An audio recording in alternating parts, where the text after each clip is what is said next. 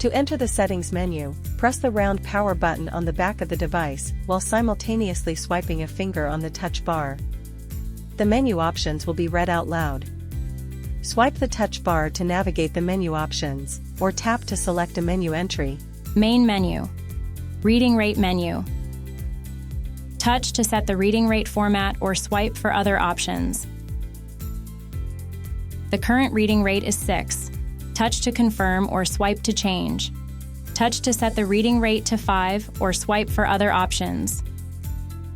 Rate set to 5. You can change the different settings to adjust the device to your own preferences.